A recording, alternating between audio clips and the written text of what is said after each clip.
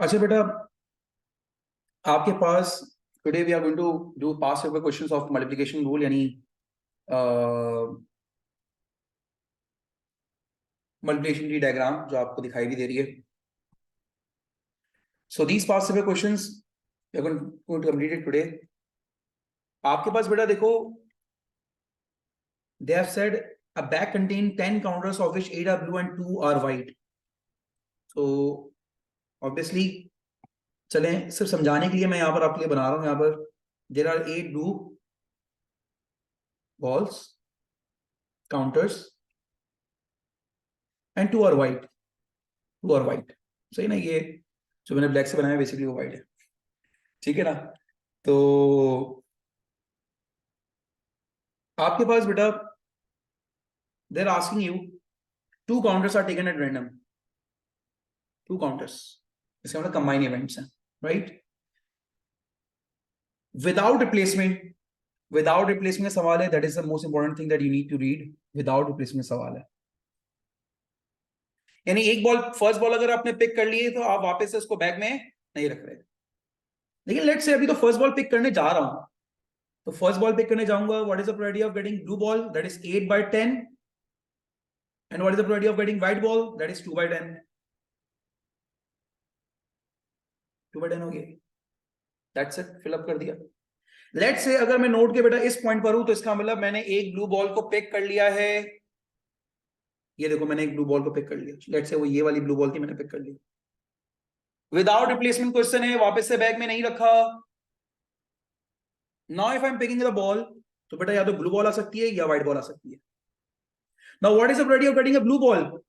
Sir blue ball आने की probability 7/10 होगी या 9 होगी? Sir there are 9 balls now. 1 2 3 4 5 6 7 8 9. देखो उसने लिखा हुआ भी 7/9. विदाउट रिप्लेसमेंट में टोटल में एक कम होगा, और जो बॉल आपने पिक कर लिए पहले उसमें से भी कम हो जाएगा. अब यहां पर व्हाइट बॉल, यहां पर व्हाइट बॉल आने की प्रोबेबिलिटी कितनी है? व्हाइट बॉल बेटा अभी कितनी है? 2/9, क्योंकि अभी आपने एक ब्लू बॉल पिक करी हुई है. अब लेट से एक्सपेरिमेंट वापस से हो रहा है. लेट से अगर आप नोड के इस पॉइंट पर हो, आपने एक व्हाइट बॉल पिक कर ली है. लेट से देखो, मैंने व्हाइट बॉल पिक कर ली. Now what is the probability of getting a blue ball? बेटा ब्लू बॉल आने की प्रोबेबिलिटी 8/9 हो जाएगी, और व्हाइट बॉल आने की प्रोबेबिलिटी बेटा 1/9 हो जाएगी, क्योंकि व्हाइट एक ही है out of 10.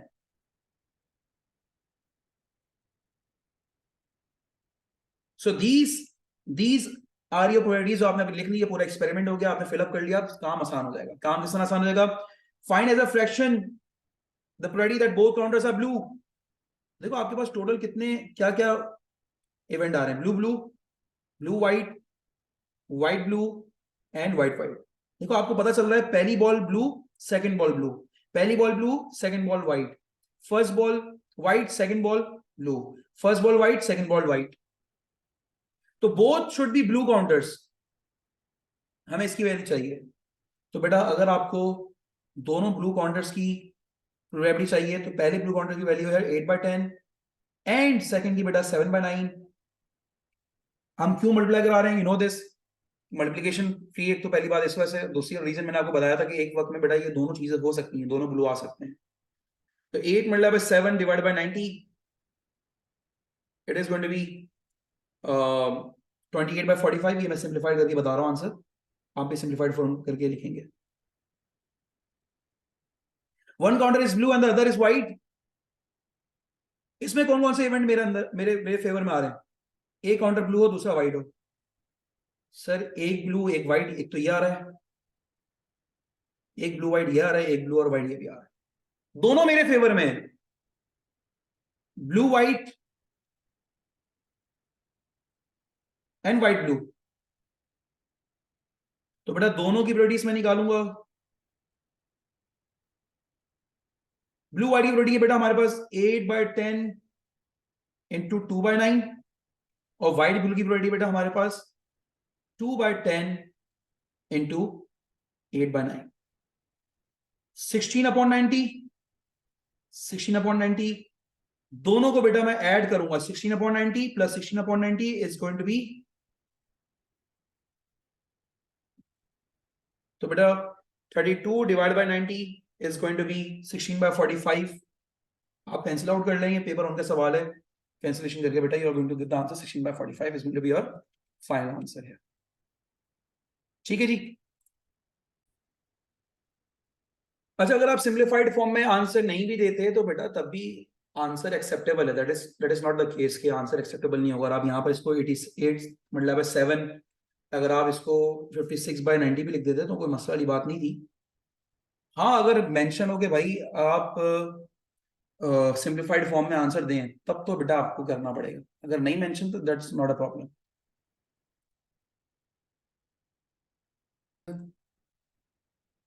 Now this is the question from the past paper and it is in the generalized form. It says a bag contain n balls. भाई कितनी balls? n balls. हमें पता ही नहीं कितनी balls हैं. एक बैग में कितनी balls हैं? We don't know. There are n balls. ना ठीक है. तो total n balls हैं. 3 of the balls are white. 3 balls white हैं. Now I want you people to answer कि देखो इन्होंने यहां पर, अगर आप डायग्राम को देखो, यहां पर इन्होंने डिवीजन करी है व्हाइट और नॉट व्हाइट. इन्होंने बॉल्स की डिवीजन व्हाइट और नॉट व्हाइट में करी है. तो अगर मेरी टोटल बॉल n है, 3 बॉल्स व्हाइट हैं. आप लोग बेटा मुझे चैट में बताएं आप लोग का दिमाग क्या कहता है कि how many are the not white balls. कितनी नॉट व्हाइट बॉल्स हैं? नॉट व्हाइट बॉल कितनी है? सब चैट में लिख के मुझे बताएं. अच्छा बेटा, किसी को अगर n से मसला आ रहा है तो सिर्फ ये देख ले कि अगर मैं आपसे बोलूं देयर आर टोटल 10 बॉल्स, उनमें से 3 वाइट है, तो नॉट वाइट कितनी होंगी? 10 - 3 करेंगे ना. अब यूं करेंगे ना, 10 - 3 7 हो जाएंगी. Basic maths. तो बेटा अगर टोटल बॉल्स अगर n हो गई and there are 3 white balls, तो नॉट वाइट कितनी होंगी? n - 3 हो जाएंगी जनरलाइज फॉर्म में. That's it. ठीक है ना. तो अगर आपको ये बात मेरी समझ में आ गई है, अगर आपको मेरी बात समझ में आ गई तो आपको प्रोबेबिलिटी करना आसान हो जाएगा. आपको मसला नहीं है. इसमें मेन टारगेट ये होता है कि बच्चा ये समझ नहीं पाता कि भाई अगर मेरे पास टोटल बॉल n है तो नॉट वाइट कितनी हो जाएंगी, वाइट कितनी, वाइट तो लिखी हुई है, नॉट वाइट कितनी हो जाएंगी. बस ये मेन टारगेट है जो आपको समझना है. अब जरा मेरी बात गौर समझिएगा. देखो बेटा, अभी मैंने कोई बॉल पिक नहीं करी है, मैं बिल्कुल स्टार्टिंग स्टेज पर हूं. मैं आपसे बोलता हूं व्हाइट बॉल आने की प्रोबेबिलिटी कितनी है, तो आप बोलोगे सर व्हाइट 3 है, टोटल n बॉल्स हैं, 3/n हो जाएगी. मैं आपसे बोलूंगा बेटा नॉट व्हाइट बॉल आने की प्रोबेबिलिटी कितनी है, sir not white ball n - 3 है, टोटल बॉल n है, तो नॉट व्हाइट की आने की प्रोबेबिलिटी n - 3/n हो जाएगी. ठीक है. लेट से आप इस नोट पर हो, इसका मतलब आपने एक व्हाइट बॉल पिक कर ली है. 1 white ball picked.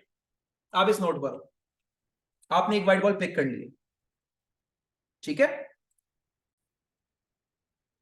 If 1 ball white ball is pick, मैं इस नोट पर हूं, तो बेटा अब मुझे बताओ ना, आई हैव द ऑप्शन कि सेकंड बॉल जब मैं पिक करने जाऊंगा तो वो व्हाइट या नॉट व्हाइट होगी. अब आपने सवाल पूछना है विद रिप्लेसमेंट में सवाल है या विदाउट रिप्लेसमेंट का. देखो बेटा विदाउट रिप्लेसमेंट का सवाल है, यानी पहली बॉल जो आपने व्हाइट बॉल पिक करी है ना, वो आपने अपनी जेब में रख ली, आपने वापस से बैग में नहीं डाली, वो आपकी जेब में है. इसका मतलब टोटल में से एक कम हो जाएगी बॉल, और व्हाइट में से भी एक बॉल कम हो जाएगी. 3 - 1 कितनी हो जाएंगी बॉल? 2 हो जाएंगी. टोटल में से भी एक कम हो गई, ठीक है. आपने एक बॉल निकाली व्हाइट, अब जेब में रख ली, टोटल में से एक कम हो जाएगी, और व्हाइट वाली भी एक कम, बेसिकली व्हाइट वाली एक कम हुई है ना, तो टोटल में से एक कम और व्हाइट में से भी एक कम हो गया. अब मैं आपसे बोलूं बेटा व्हाइट बॉल आने की प्रोबेबिलिटी कितनी है, तो आप बोलोगे 2/n - 1, देखो लिखा हुआ है. और मैं आपसे बोलूं बेटा बेटा नॉट व्हाइट आने की प्रोबेबिलिटी कितनी है, तो नॉट व्हाइट तो n - 3 थी, नॉट व्हाइट में कोई फर्क ही नहीं पड़ा. टोटल कितनी है? टोटल n - 1 है.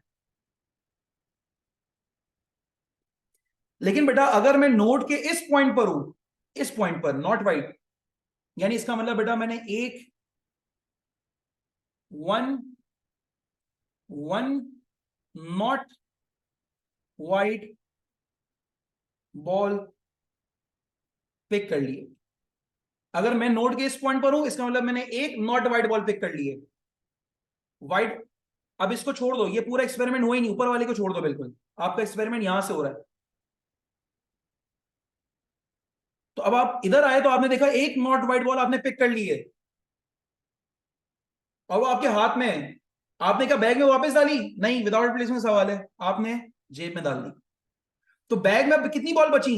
बैग में टोटल में से एक कम हो जाएगा, और नॉट वाइट में से देखो एक कम हो जाएगा, यानी नॉट वाइट बेटा अब आपके पास बन जाएगी n-4, -3 -1 -4 होता है। तो टोटल में एक कम हो गया। देखो, अब मैं आपसे बोलूं बेटा वाइड आने की प्रोबेबिलिटी कितनी है? 3/n-1। मैं आपसे बोलूं बेटा नॉट वाइड आने की प्रोबेबिलिटी कितनी है? n-4/n-1। ये नॉट वाइड आने की प्रोबेबिलिटीज आ गई। Now this is your complete multiplication tree diagram. Now, since the multiplication tree diagram is complete, they are asking to find the probability that both balls are white is 1/15. कह रहा दोनों balls white हो, उसकी probability 1/15 है। दोनों balls white कब है? देखो यहां पर, दिस इज द केस जहां पर दोनों बॉल व्हाइट बॉल है।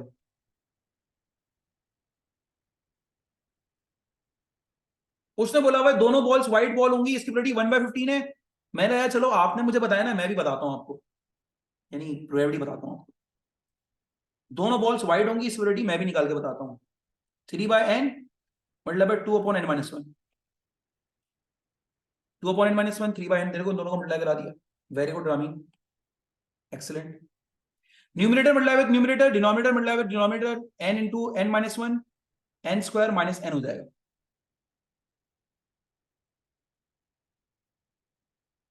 सर ये आपकी प्रोबेबिलिटी है और ये उनकी प्रोबेबिलिटी है 1/15। सर आप दोनों ने, उन्होंने दी हुई थी, आपने क्यों निकाली, क्या वजह थी?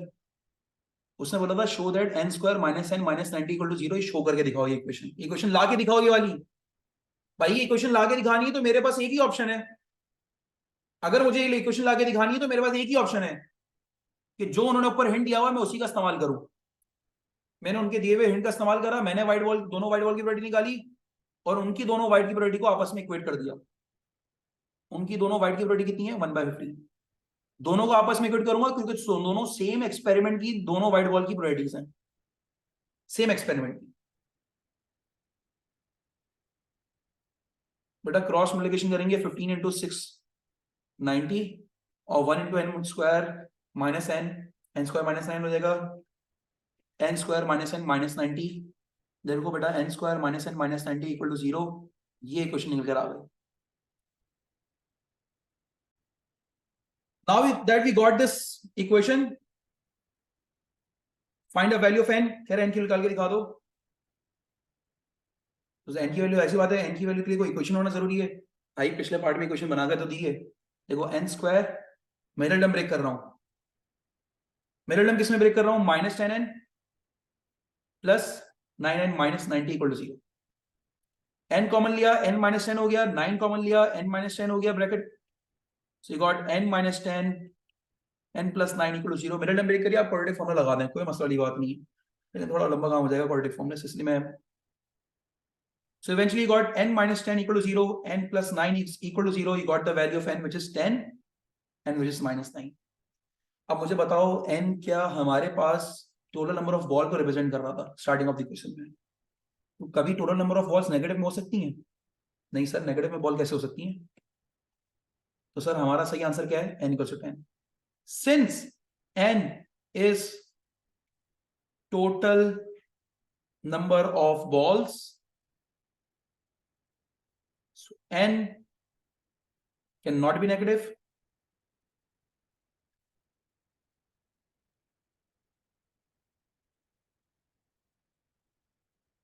Therefore n is equals to 10 is our answer. ठीक है जी, this is the question on the past paper. Okay guys, this is the question again in the n form. So you can see a bag contains red and blue bags. All together there are 25 packs. अब देखो यहां पर total कितने हैं bags हैं, और से देखिएगा। I want everyone to pay attention. There are 25 pegs, pegs कह लें, बॉल्स कह लें, let's say it is a pegs, there are total 25 pegs of which n are red. How many are red? N. If I ask you कि भाई देखो यहां पर उन्होंने डिवीजन किस तरह करी हुई है, रेड और ब्लू में डिवीजन करी हुई है, रेड और नॉट रेड में नहीं करी हुई, रेड और ब्लू में करी है। इसका मतलब दो तरह की बॉल्स हैं, एक रेड है और दूसरी क्या है, ब्लू है, बस इसके अलावा कोई बॉल्स नहीं है। इन 25 में दो तरह की बॉल्स हैं, इन्होंने डिवीजन इस तरह करी हुई है, रेड और ब्लू की। So there are two types of ball, red and blue, and total there are 25. Now if I ask you, if there are total 25 balls and there are n red balls, how many balls are blue? How many balls are blue? आप chat में लिखे मुझे answer बताएं, how many balls are blue? So it means now you people are getting, ये देखो 25 total balls हैं, red n है, blue कितनी होंगी, टोटल में से बेटा आप n को माइनस कर दो तो ब्लू आ जाएंगी फिर, दैट्स इट।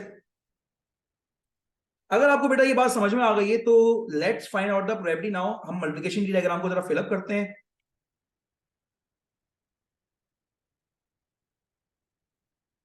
देखो बेटा आपके पास यहां पर, अगर मैंने अभी बॉल कोई पिक नहीं करी, मैं फर्स्ट बॉल पिक करने जा रहा हूं, तो रेड की प्रोबेबिलिटी कितनी हो जाएगी, n/25, और ब्लू कितनी हो जाएगी 25 माइनस n/25। अभी कोई बॉल पिक नहीं करी थी, स्टार्टिंग स्टेज पर हमें पता है ये स्टार्टिंग स्टेज है,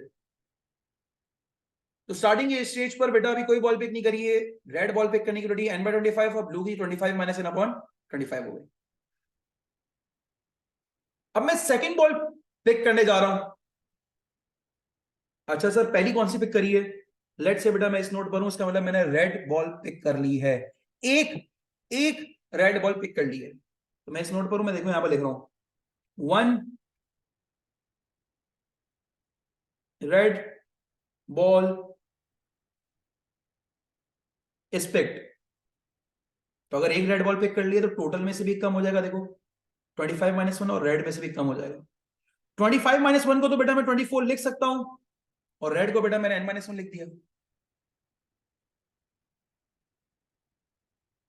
टोटल में से भी कम हो गया 24 हो गया, और रेड में भी कम हो गया n-1 कह दिया उसको मैंने, उसकी कोई न्यूमेरिक वैल्यू तो नहीं आनी ना।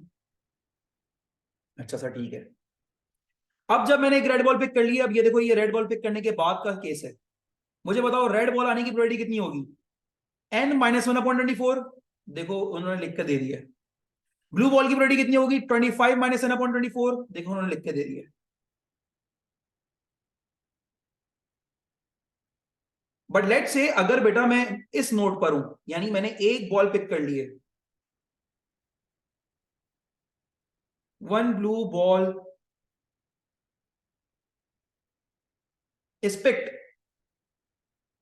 1 ब्लू बॉल इज पिक्ड, तो बेटा टोटल में तो जाहिर सी बात है एक कप तो कम होगा ना, टोटल में तो एक कम लाजमी होगा, 24 तो होगा ही है। ब्लू बॉल एक पिक कर लिया तो ब्लू में भी एक कम हो जाएगा, देखो -1 कर रहा हूं, जो भी वैल्यू लिखी है उसमें -1 कर दिया, तो 25 minus n-1, so 25 numeric values आपस में सब्ट्रैक्ट हो जाएंगे, 25 -1, ये देखो 24 माइनस n हो जाएगा ये। गुड कामी, very good. Now since we have picked up 1 blue ball, तो बेटा अब रेड बॉल आने की प्रोबेबिलिटी कितनी है, n/24,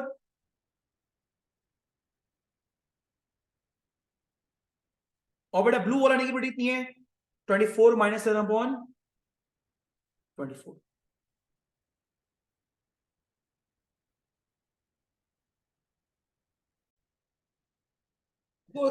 the question Rashid pick 2 pegs without replacement है ये, अगर विद रिप्लेसमेंट होता तो ये -1 नहीं हो रहा होता हर दफा, कुछ भी नहीं हो रहा होता, पर तो it remain same.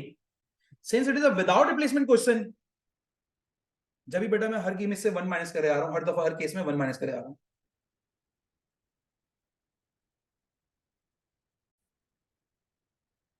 Now the question is write an expression in a single fraction in terms of n,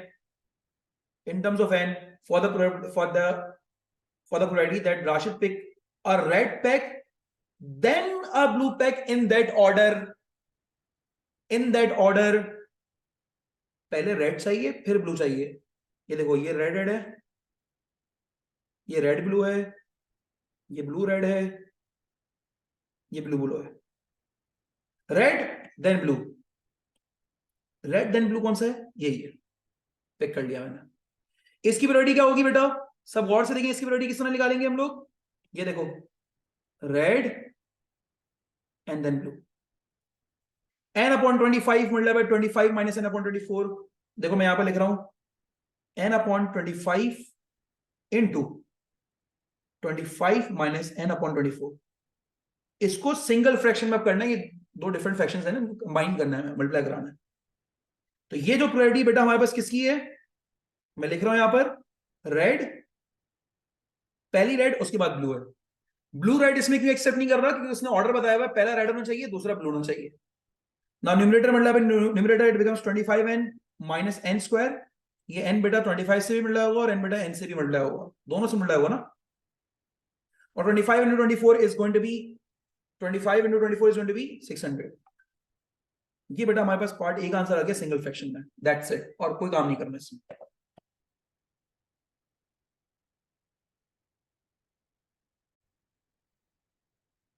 The probability that Rashid picks a red pack then a blue pack in that order is 1 by p. कह रहा है भाई हम आपको बता रहे हैं कि राशिद ने पहले रेड बॉल पिक करी, उसके बाद ब्लू बॉल पिक करी, उसकी प्रोबेबिलिटी 1 by p है.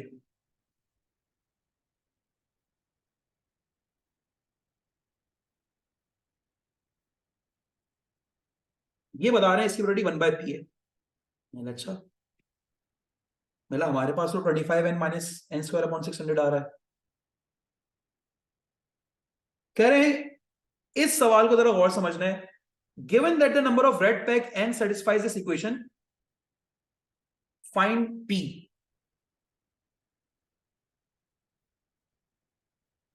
तो देखो बेटा वो कह रहा है, ये जो मैंने हेडिंग करी है ना, इसको लाइटर से करा हुआ है, given that the number of red PACS n satisfies the equation. इसका मतलब क्या है? इस वर्डिंग का मतलब क्या है? इस वर्डिंग का मतलब समझें कि n satisfies this equation. n represent कर रहा है रेड पैक्स को. n is satisfying this equation. इस बात का मतलब क्या है? इस बात का बेटा मतलब यह है कि आप यहां से n की वैल्यू फाइंड कर सकते हो इस इक्वेशन से. कह रहा है भाई इस इक्वेशन से आप n की वैल्यू फाइंड कर सकते हो, हमें कोई एतराज नहीं है. जो n की वैल्यू इस इक्वेशन से आएगी हम वो एक्सेप्ट करेंगे, कोई मसला वाली बात नहीं है. इस बात का मतलब ये है.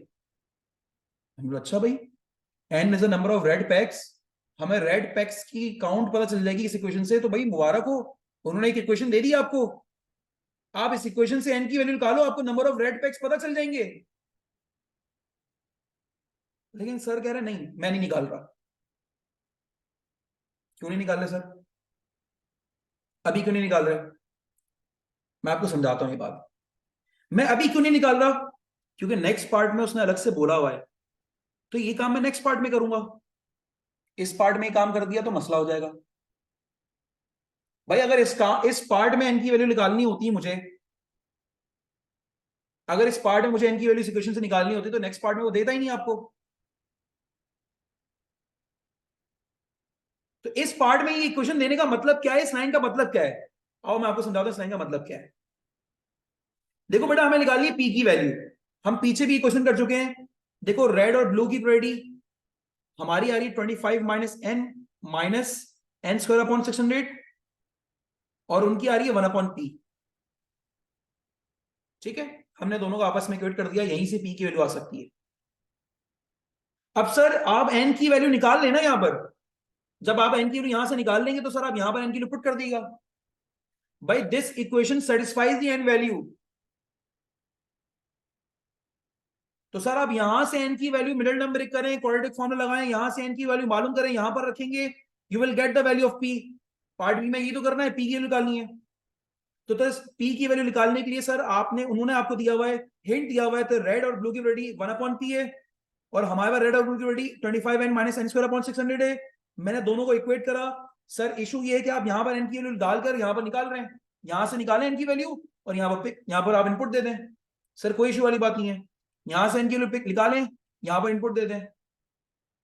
लेकिन सर आपने अभी थोड़ी देर पहले मना कर दिया था कि भाई मैं यहां से एन की वैल्यू नहीं निकालूंगा, आपने मना कर दिया था, और आपने रीजन ये दिया था कि भाई अगर यहीं पर एन की वैल्यू निकालनी होती तो नेक्स्ट पार्ट में एन की वैल्यू क्यों पूछता आपसे निकालने को। देखो नेक्स्ट पार्ट में सॉल्विंग के लिए कह रहा है, वो क्यों बोलता आपको फिर ये, अगर यहीं पर एन की वैल्यू निकालने का मकसद होता इसका बी पार्ट में, तो थर्ड पार्ट में बेटा वो एन की वैल्यू अलग से क्यों निकलवाता, उसके अलग से मार्क्स क्यों देता आपको।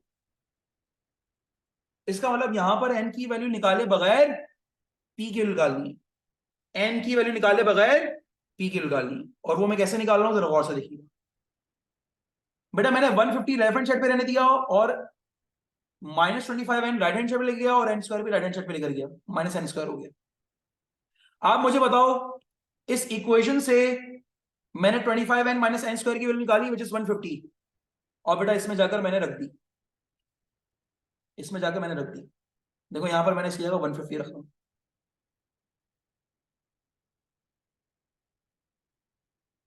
150 1 150, 150 4 600, it has become 1/4 is equals to 1/p, cross मिला करो बेटा p की वैल्यू 4 आ जाएगी। तो देखा बेटा आपने, मैंने n की वैल्यू निकाले बगैर p की वैल्यू निकाल दी, और यही हमारे पास काम था जो हमें इसमें मेन एनालिटिकल काम था। अब अगर बेटा वो आपसे बोल रहा है थर्ड पार्ट में एन की वैल्यू निकालो, तो दैट्स फाइन, वो आपसे अगर कह रहा है कि एन की वैल्यू निकालो, तो अब यहां पर आप एन की वैल्यू निकाल सकते हो, क्योंकि इसने अलग से सवाल दिया हुआ इसका, मैंने पिछले पार्ट में करा ही नहीं एन, इसलिए तो बेटा मैंने इसको फैक्टराइज करके या क्वाड्रेटिक फॉर्मूला लगा के एन की वैल्यू क्यों नहीं निकाली मैंने, क्योंकि उसने अगले पार्ट में ये बात पूछी हुई है। अगर उसने अगले पार्ट में ये बात पूछी हुई है तो इसका मतलब पिछले पार्ट में एन की वैल्यू निकाले बगैर ही काम होना था, एन की वैल्यू निकाले बगैर ही पी की वैल्यू आनी थी। तो बेटा मैंने थर्ड पार्ट में मिडल टर्म ब्रेक करनी है, देखो मैंने थर्ड पार्ट में मिडल टर्म ब्रेक करी,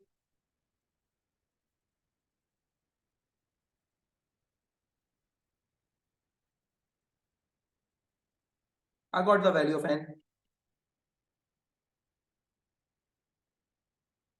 15 and 10 है, ये बेटा मेरे पास n की वैल्यू आ गई।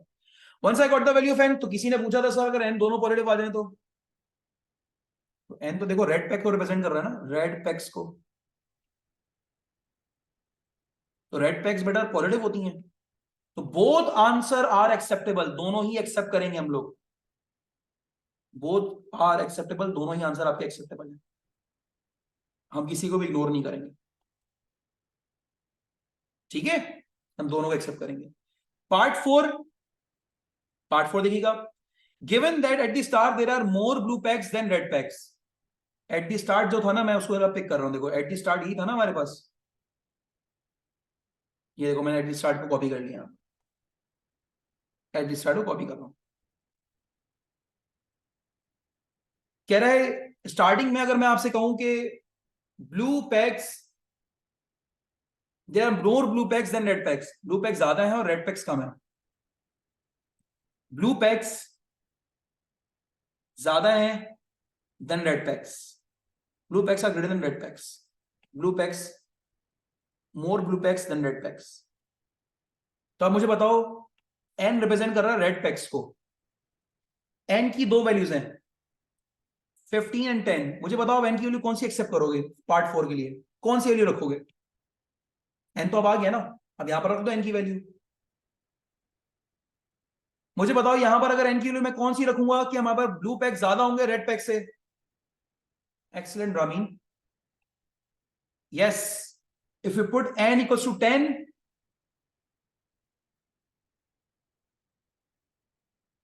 अगर आप n की वैल्यू 10 रखेंगे यहां पर, तो देखो n की जगह मैंने यहां पर भी 10 रखा, 25 माइनस 10 कितना हो गया, 15 हो गया, तो n की वैल्यू 10 एक्सेप्ट करने पर मुझे पार्ट 4 की कंडीशन मेरी फुलफिल हो गई, जस्ट फॉर पार्ट 4, बिल्कुल बिल्कुल ठीक बताया।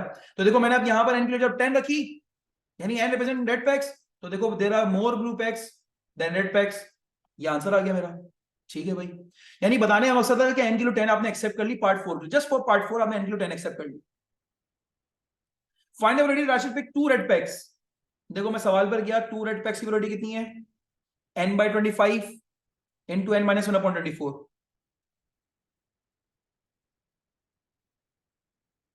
n by 25 into n minus 1 upon 24. तो मैंने n के लिए 10 एक्सेप्ट करी। पार्ट 4 के लिए ये जगह 10 minus 1 9 हो गया। तो बेटा अब आप इनको मल्टीप्लाई कराएं। n by 25 था ना, सॉरी n by 25 था। अब इनको मल्टीप्लाई कराएं, numerator multiply with numerator. Paper 2 का सवाल है, कैलकुलेटर में रखें। 9 by 24 you'll get the answer 3 by 20. ठीक है, so this is going to be your final answer. A bag containing 12 discs, there are 8 blue and 4 red discs. A disc is picked out at random and not replaced. A second disc is then picked at random and not replaced. दूसरी disc भी उठाई और वापस उसको replace नहीं करा। यानी एक बॉल निकाली, जेब में रख ली, दूसरी बॉल निकाली, जेब में रख ली। लेकिन स्टार्टिंग में, अभी तो स्टार्टिंग की बात है ना, अभी कोई बॉल थोड़ी निकाली है। अभी आगे was 12 out of 12 there are 8 blue discs and 4 red discs. So what is the probability of getting, at first attempt, what is the probability of getting blue disc? It is going to be 8 by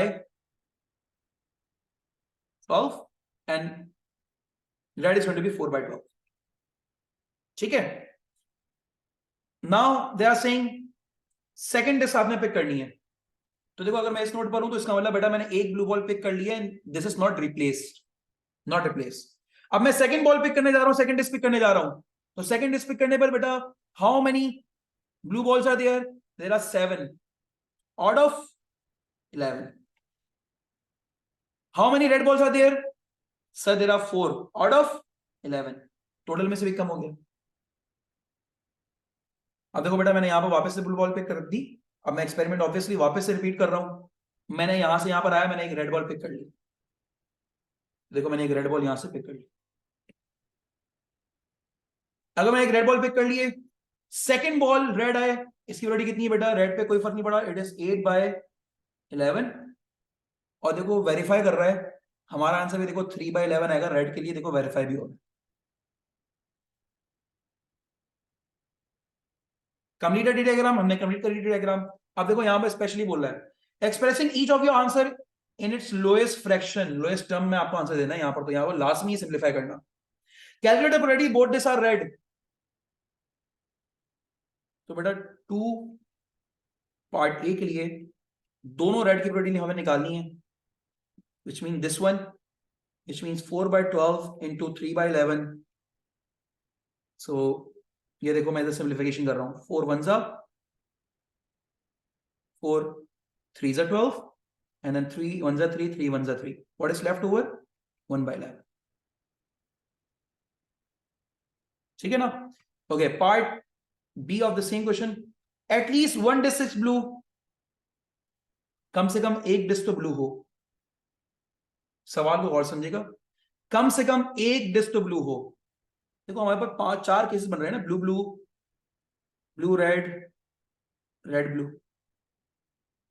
कम से कम एक disc तो blue हो, यानी इसका मतलब यह है कि एक ब्लू डिस्क भी एक्सेप्टेबल है और दोनों ब्लू डिस्क हो वो भी एक्सेप्टेबल होंगी। एटलीस्ट वन डिस्क ब्लू का मतलब क्या है? What does it mean? It means one blue ball भी एक्सेप्टेबल है एंड 2 ब्लू डिस्क भी एक्सेप्टेबल है। 1 blue disc and 2 blue disc दोनों एक्सेप्टेबल है। तो कौन से ऐसे केस है जिसमें 1 ब्लू डिस्क है? सर एक तो ये ब्लू रेड वाला, एक रेड ब्लू वाला, इनमें एक ब्लू डिस्क है। और सर ये 2 ब्लू वाले भी एक्सेप्टेबल है क्योंकि इसमें 2 ब्लू हैं। ये भी बेटा हमारे पास एक्सेप्टेबल होगा। एक ही केस है जिसमें 2 ब्लू डिस्क है। So we have 3 cases here. तीनों केसेस के आंसर निकालूंगा, सबको ऐड कर दूंगा, यानी ब्लू रेड का आंसर निकालूंगा 8 by 12 into 4 by 11। रेड और ब्लू का आंसर निकालूंगा 4 by 12 into 8 by 11। और ब्लू का आंसर निकालूंगा बेटा 8 by 12 into 7 by 11। सबको ऐड कर लूंगा मैं सबको बस ऐड करके कैलकुलेटर से आंसर निकाल रहा हूं।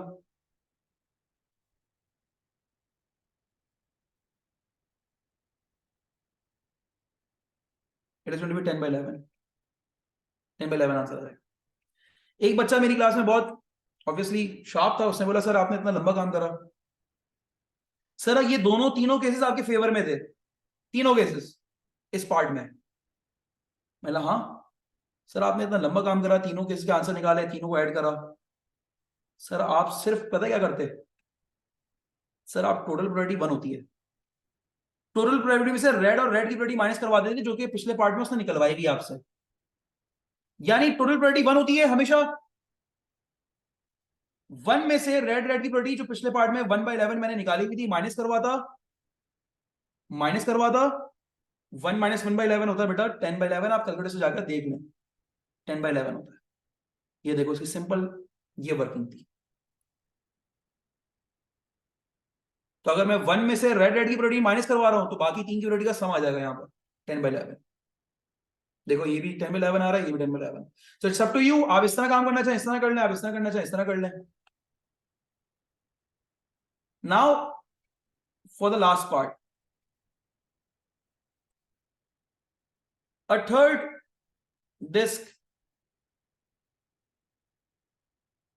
disk is picked at random। तो मैं यहां पर थर्ड डिस्क के लिए काम करूंगा थोड़ा सा। कैलकुलेटर को read that all 3 disc are red. भाई मैं बाकी सारी नोट्स को फिलअप नहीं करूंगा, मैंने बोला सारी रेड हो, कह रहा है सारी डिस्क रेड हो, उसकी प्रोबेबिलिटी चाहिए। तो पहली भी रेड, दूसरी भी रेड, तीसरी भी या तो ब्लू हो सकती है या रेड हो सकती है।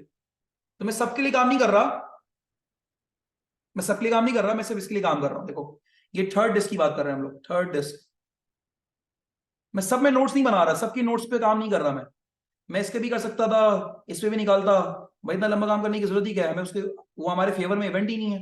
हमारे फेवर के इवेंट तो ये हैं, first red, second red, third red. तो देखो मैं भी फर्स्ट टाइम पिक करने जा रहा था, 4/12 हो गई प्रोबेबिलिटी। फर्स्ट बॉल निकाल ली मेरे हाथ में, second ball 3/11, second ball pick करने जा रहा हूं, उसकी प्रोबेबिलिटी 3/11 मेरे हाथ में, यानी 2 रेड बॉल मेरे हाथ में आ गई। ये देखो ये 2 बॉल रेड बॉल मेरे हाथ में आ गई। अब थर्ड भी रेड हो, उसकी प्रोबेबिलिटी कितनी हो जाएगी, 2 बाय, टोटल कितनी है यहां पर 10। थर्ड भी रेड हो बेटा, उसकी प्रोबेबिलिटी हो जाएगी 2/10। तीनों बॉल रेड होने की प्रोबेबिलिटी कितनी हो जाएगी, 4/12 into 3/11 into 2/10। just need to multiply these values, 4 multiplied by 3 multiplied by 2 24, 12 multiplied by 11 multiplied by 10, it's 1320। you need to give the answer in simplified form, 24 divided by 1320, it is 1/55। this is going to be our final answer।